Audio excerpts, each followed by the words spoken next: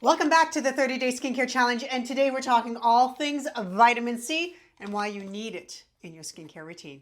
Now, vitamin C is a pillar in all skincare routines because it does so much for the skin. So it does actually help protect against free radical damage, which is what causes some of the aging for our skin.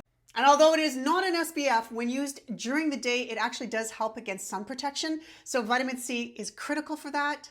It helps to lighten and brighten the skin. So if you're looking at trying to reduce pigmentation, vitamin C is going to be a critical component in your skincare routine.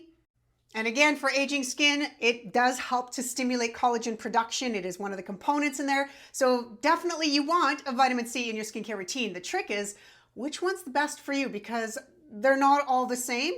And there's a lot of conflict and opinions on which one is the best. However, with my experience, I have found they all have a role. It depends on your skin type and where you're at in your skincare journey. The most common one you'll know out there is Ascorbic or Ascorbic. This one is typically really good for oilier skin or normal skin. Most skin types can actually do it, but I find those ones are the ones I would go to first. Ones that are not hypersensitive or reactive or acnetic. You have other options before you go to Ascorbic. Ascorbic or ascorbic acid is the most studied version out there on the market. So, she comes with receipts. However, like I said before, it's not always the best option when you're first starting out. One of my favorite forms of vitamin C is called the tetrahydrodecyl acid, or THD. This is a fatty, rich form of vitamin C. All skin types can do it. Acne depends on the individual, but I love that version because it does penetrate deep into the skin, works exceptionally well with little to no irritation, and it's pretty much user-friendly with all your skincare ingredients. There's little reaction with that form of vitamin C, so that one's absolutely one of my favorites. So if you have acne-prone skin and it's super hypersensitive, you might want to look for these two options: sodium ascorbyl phosphate, called SAP, or magnesium ascorbyl phosphate, MAP. Both of those formulations are non-irritating, so if you are highly reactive, that's another version you can look at. But what I do enjoy about them is that they're really great at a 5%. So you don't have to go full turkey with those ones, and your skin will improve, and over a period of time, you can go stronger in different versions of vitamin Cs. Now, depending which version you choose, it's really important to understand there are some limitations with certain forms of vitamin C based on their formula. Ascorbic or ascorbic acid technically can be a little bit challenging based on its formulation, and it can be very irritating when you pair it with any type of AHAs or BHAs or retinoids on its own. However, if it comes pre-formulated in a retinoid or with some other form, you're good to use it. You just don't want to break them up and use them separately at the same time. That's where irritation comes into play, and I highly recommend you do not use a vitamin C the same time you do any type of exfoliation.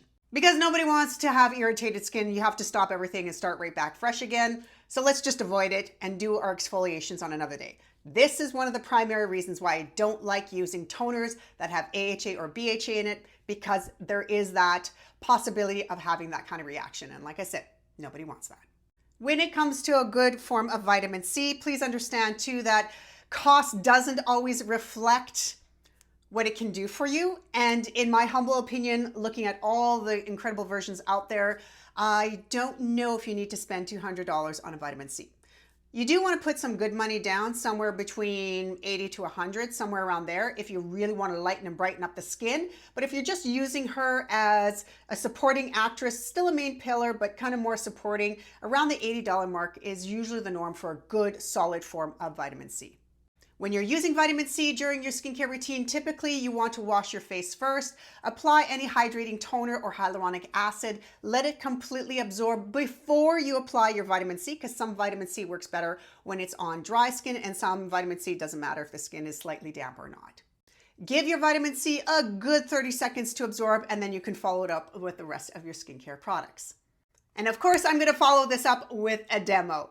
So I hope to see you tomorrow, where I'll show you how to incorporate a good form of vitamin C in your skincare routine. Feel free to go to Shop My Shelf to see all the options. My first 3 are my absolute favorite. They're based on performance, not on cost. And don't forget to add your comments down below. Don't forget to like it so the algorithm knows you want to continue seeing the rest of this 30-Day Skincare Challenge. Write your questions down below, and I'll see you tomorrow.